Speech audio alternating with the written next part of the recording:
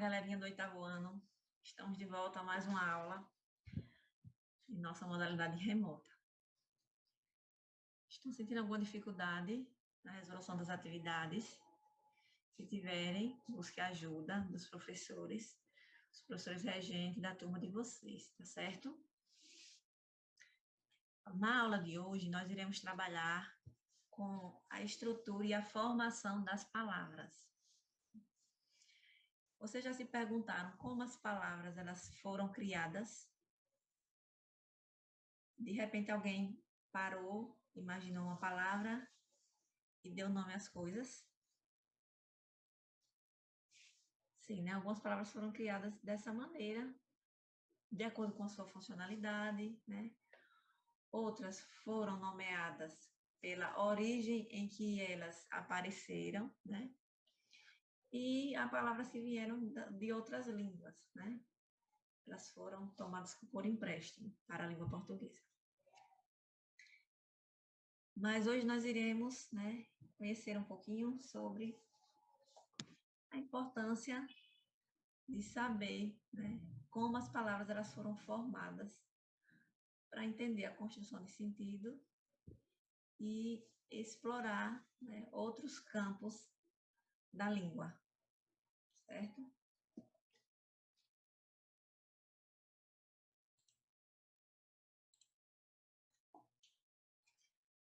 Nós daremos início com a leitura desse pequeno trecho, né, extraído do texto Palavra, que vocês vão encontrar na página 21 do livro de vocês, certo?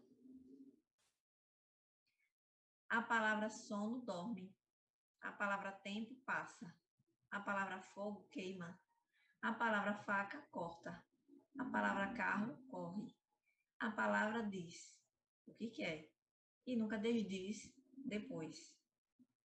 Dizem, as palavras têm corpo e alma, mas são diferentes das pessoas em vários pontos. As palavras dizem o que querem, está dito e pronto. Vocês observaram que nesse trecho existem algumas palavras aí destacadas, né? Essas palavras destacadas têm algo em comum? Vocês conseguiram fazer alguma relação entre elas? Qual é a função delas? Para que elas servem? O que é que elas expressam? Vamos lá. Nós vamos utilizar, né, esse quadro aí para entender e organizar, né, de acordo com cada conjugação verbal, né? Porque as palavras destacadas naquele texto que acabamos de ler tratam-se de verbos, né? Isso que eles têm em comum. São ações, né? Nós iremos agora organizar esses verbos de acordo com a conjugação. Verbos da primeira conjugação, da segunda conjugação e da terceira conjugação. Vocês estão lembrados qual é a regra que define o verbo da primeira, da segunda e da terceira?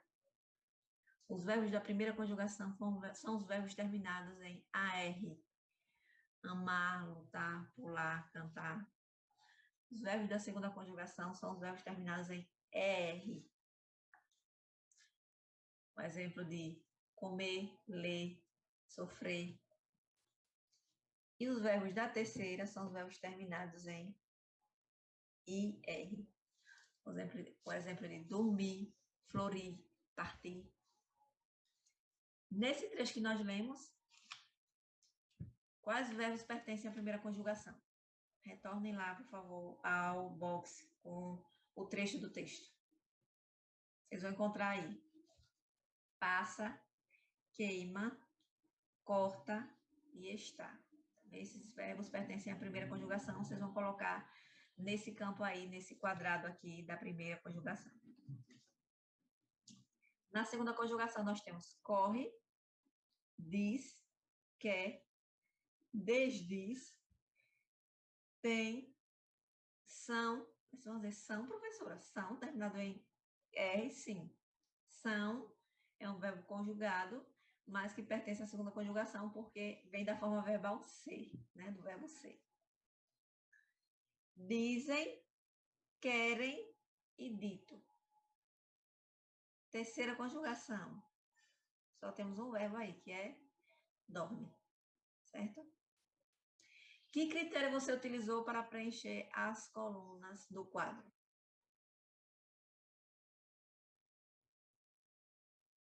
Nós procuramos, né, o verbo de origem, né? Algumas formas aí verbais, elas estão conjugadas, né?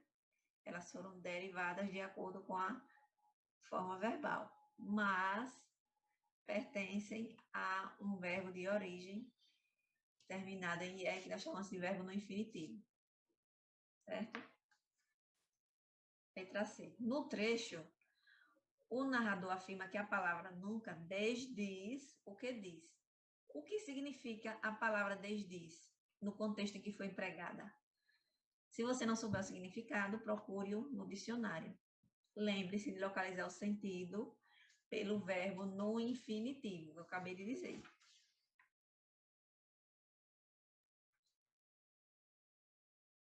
Vejam o que diz o trecho. A palavra diz o que quer e nunca desdiz depois. Nesse contexto, o que quer dizer essa expressão desdiz?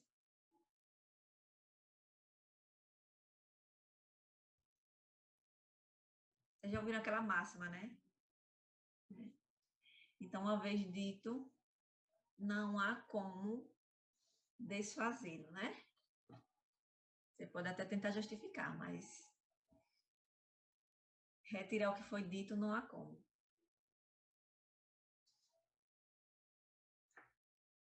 Então, nesse contexto aí, a gente pode dizer que desdizer significa retirar o que se afirma, né? D. Algumas palavras da língua portuguesa são formadas pelo prefixo des. Considerando o significado da palavra desdiz, né, que a gente utilizou aí o prefixo des, o que você percebe em relação à função desse prefixo? Então, esse prefixo des, ele pode indicar uma oposição ou uma negação, né? Em que outras palavras a gente pode encontrar esse prefixo des? Desmerecer, né? É tirar o merecimento. Desobedecer, né? É negar a obediência. Né?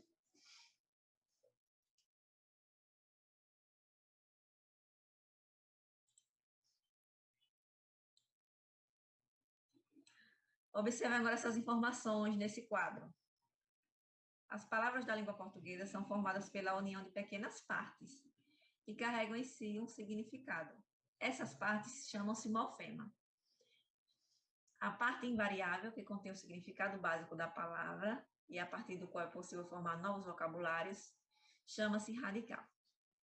Vejam bem, nós temos 3 palavras, né? Nessas 3 palavras, nós temos uma parte em comum, que é esse trechinho aqui. LEM-BR, né? Então, é esse trechinho aqui, ó, essa parte em comum nós chamamos de radical, certo? É o radical dessas palavras.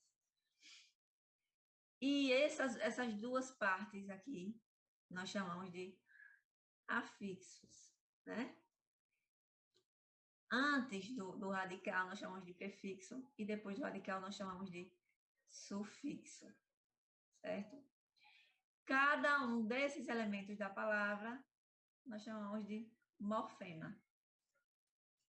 Radical, a parte que não muda. Os termos que vêm ligados ao radical são os afixos. Antes do radical, prefixo, depois do radical, sufixo. Certo? As outras partes, né, afixos, prefixos, sufixos e as desinências que se acrescentam ao radical para formar novas palavras ou indicar alguma flexão. Já expliquei o que é prefixo, né? Elemento que vem depois do radical. Sufixo, elemento que vem. Aliás, prefixo, elemento que vem antes do radical. Sufixo, elemento que vem depois. E as desinências indicam as flexões de gênero, masculino e feminino, e número nos nomes. Aqui nós não temos nenhuma desinência de gênero, né? e nem de número. Mas vamos apresentar outros exemplos que vocês vão fazer essa identificação. Nós temos as desinências verbais, que indicam as flexões de tempo, modo, pessoa e número dos verbos, certo? Nós temos aqui lembrança, né? Lembrar, primeiro o verbo lembrar, substantivo lembrança, e depois relembrar, né? Relembrar foi derivada da palavra lembrar. E nós temos aqui a desinência verbal.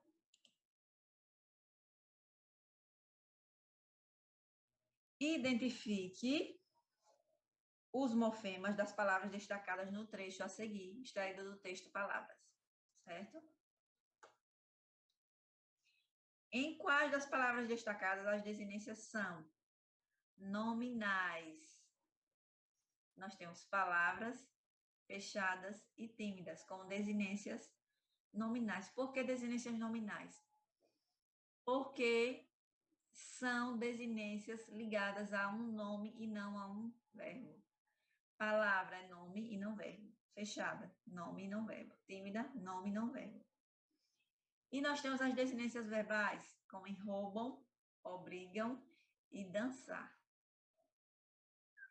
Roubam a desinência AM, né? Que indica o número, plural, a pessoa, né? Terceira pessoa do plural, são eles.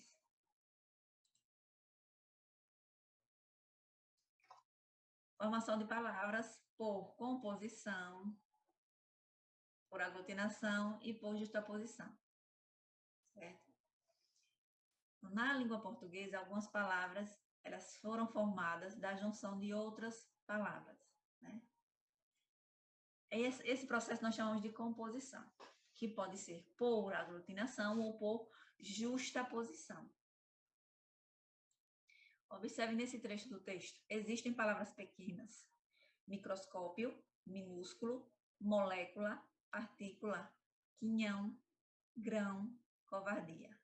Existem palavras dia, feijoada, praia, boné, guarda-sol. Existem palavras bonitas, madrugada. Observe a escrita da palavra guarda-sol. Como essa palavra é formada? Separe os elementos que a compõem. Vocês observarão aí que a palavra guarda-sol, ela veio de duas outras palavras que já existem, né? A palavra guarda e a palavra sol. Né? Elas, isoladamente, elas têm um outro significado. O que é guarda? Guarda pode ser verbo, né? Pode ser o nome dado a uma profissão, né? O guarda, né? E nós temos o sol, né? Que é a nossa estrela maior, que ilumina os nossos dias, graças a Deus. E que, por sinal, anda bem estressadinho, porque tá fazendo calor, viu? Então, da junção desses dois, né? Essas duas palavras, guarda, mas sol, nós conhecemos aí uma nova palavra que gerou um novo significado. A palavra guarda-sol, certo? Cite outras palavras da língua portuguesa que são compostas como a palavra guarda-sol. Que outras palavras também foram formadas dessa mesma maneira? Pode ser com a palavra guarda também. Guarda, chuva, guarda, roupa, mal-humorado, matéria-prima, bem-vindo, mal-educado, dois pontos, porta-malas, uma infinidade de palavras, né?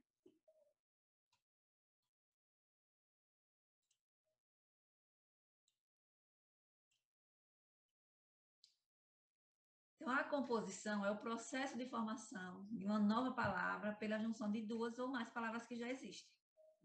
A composição pode ser por justaposição ou por aglutinação. A composição por justaposição ocorre quando duas ou mais palavras se unem sem que ocorra alteração de suas formas originais, né? Separadas ou não por hífen.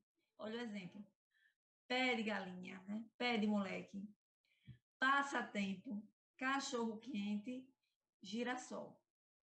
Vocês observaram que a composição por justaposição ela pode vir com o uso do hífen ou não, né? A palavra passatempo e girassol, por exemplo, elas vieram de duas outras palavras, mas são escritas juntos, sem o uso do hífen. E a composição por aglutinação ocorre quando duas ou mais palavras se unem para formar uma nova palavra, ocorrendo alteração na forma original, de pelo menos uma delas. Vocês observaram que passatempo e girassol, né? Elas foram formadas de duas palavras, mas não houve perda nenhuma, né, de nenhuma parte dessas palavras. Só foram unidas e assim formando um novo sentido para essa palavra.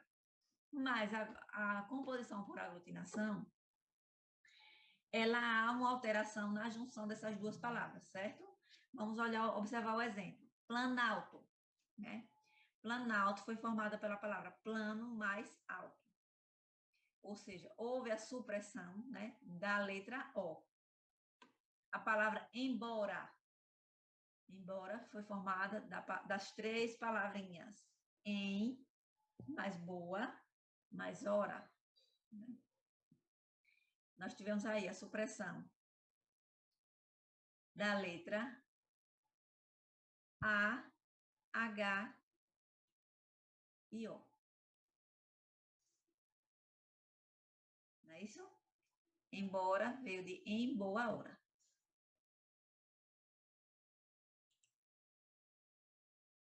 Considerando as informações que nós acabamos de ler, qual é o processo de formação de palavra da palavra guarda-sol? A palavra guarda-sol foi formada pelo processo de justaposição. Né? Não houve perca de nenhum termo, nenhuma partícula da palavra.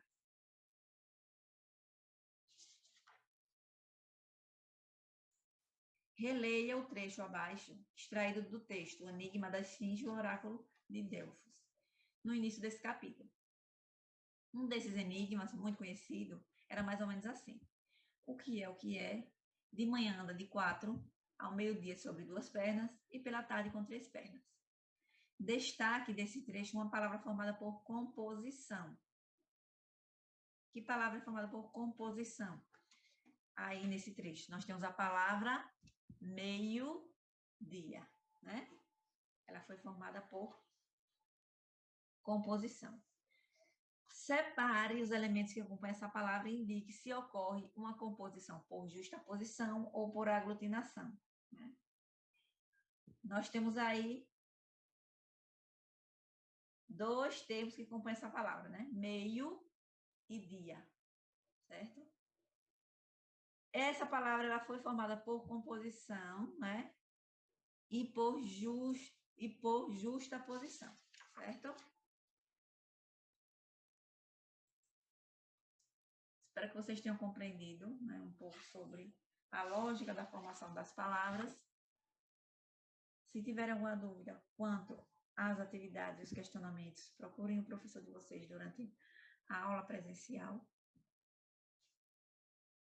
Se cuidem, fiquem em casa, só saiam quando necessário, que nós estamos vendo o quadro, né, pandêmico cada vez mais grave, né? Isso nos preocupa muito e isso também só vai fazer com que a gente fique cada vez mais isolado. Se a gente não ficar em casa nesse momento, né, pode ser que isso vá se arrastar por muito mais tempo. E não é isso que a gente quer, né? A gente quer todo mundo saudável para que a gente possa voltar às nossas atividades rotineiras, certo? Fiquem em paz e até a próxima aula.